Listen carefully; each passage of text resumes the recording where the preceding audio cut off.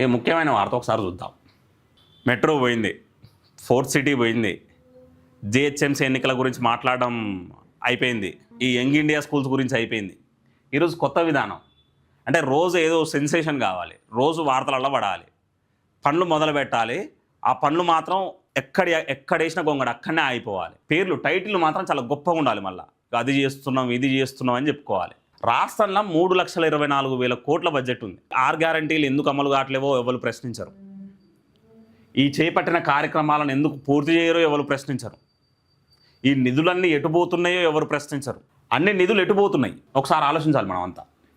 ఈరోజు వార్తలోకి పోతే, అంతర్జాతీయ టూరిజం హబ్గా తెలంగాణ, సీఎం రేవంత్ కీలక ఆదేశాలు. ఈరోజు టూరిజం రోజో కొత్త విధానం, రోజో కొత్త వార్త. పర్యాటక రంగంపై సీఎం రేవంత్ రెడ్డి ఉన్నత స్థాయి సమీక్ష. తెలంగాణను అంతర్జాతీయ టూరిజం హబ్గా తీర్చిదిద్దే లక్ష్యం. తారామతి, బారాదారి, దుర్గం చెరువు అభివృద్ధికి ఆదేశాలు. వికారాబాద్ వీరభద్రస్వామి ఆలయ అభివృద్ధిపై దృష్టి. మరిన్ని ఎకో పార్కులు, ఫ్యూచర్ సిటీలో అర్బన్ ఫారెస్ట్ ప్రాజెక్టులు.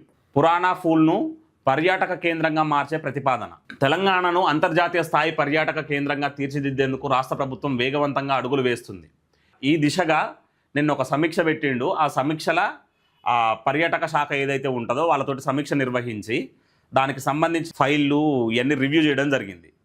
ఎక్కడెక్కడ ఈ పర్యాటక కేంద్రాలు ఉన్నాయో ఆ కేంద్రాలన్నింటినీ కొంత శానిటేషన్ మెయింటైన్ చేయాలని, ఇంకా వాటిని మెరుగుపరచాలని, హంగులు దిద్దాలని నిన్న వివరించడం జరిగింది. ఆ సమీక్షలో వాళ్ళందరికీ ఆదేశాలు కూడా జారీ చేయడం జరిగింది.